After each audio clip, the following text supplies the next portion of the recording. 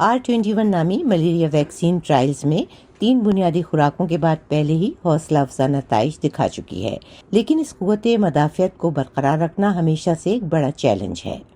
ایک پریشانی یہ تھی کہ یہ تحفظ قلیل مدت کا ہوگا اور صرف چند مہینوں تک ہی کارگر رہے گا، لیکن یقینی طور پر وہ ڈیٹا جو ہم آج جاری کر رہے ہیں اس میں معاملہ ایسا نہیں ہے، اور در حقیقت بوسٹر خوراک کے دوسرے سال بعد فالو اپ میں اس کی 80% افادیت در حقیقت بہت حوصلہ افزا ہے۔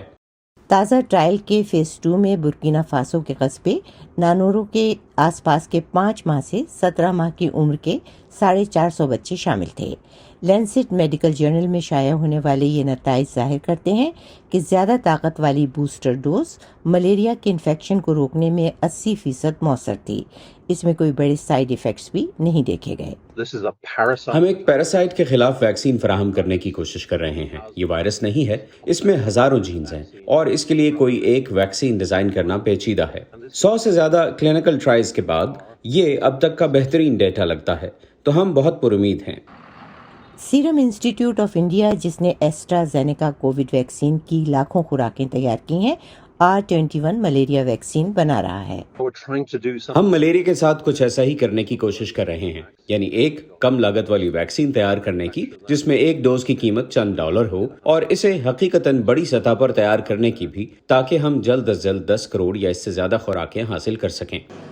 تازہ ترین اعداد و شمار کے مطابق ملیریا سے 2020 میں تقریباً 6,27,000 افراد ہلاک ہوئے تھے، جن میں اکثریت افریقہ میں ذیلی صحارا کے علاقے میں 5 سال سے چھوٹی عمر کے بچوں کی تھی۔ ورلڈ ہیلتھ آرگنائزیشن نے گزشتہ سال اکتوبر میں ملیریا کی پہلی ویکسین کی منظوری دی تھی، جسے RTS کہا جاتا ہے، لیکن R21 اس سے بھی زیادہ امید افزا ہے۔ اس طرح اعلیٰ سطح پر مؤثر ہونے کی وجہ سے یہ ویکسین ایک سال میں لاکھوں زندگیوں کو بچانے کی اہل ہو سکتی ہے، اور آخرکار اگلی دہائی یا اس سے زیادہ کے دوران کروڑوں جانوں کو بچا سکتی ہے۔ اور پھر ہم ایک ایسی ویکسین کی تیاری پر توجہ مرکوز کریں گے جو در حقیقت علاقائی طور پر اور عالمی سطح پر بھی اس خوفناک بیماری کو ختم کر سکے۔ 4,800 بچوں پر مشتمل فیز 3 ٹرائل کے نتائج اس سال کے آخر میں سامنے آنے والے ہیں، اور سائنسدانوں کو امید ہے کہ 2023 میں بڑے پیمانے پر ویکسین کی تیاری شروع ہو جائے گی۔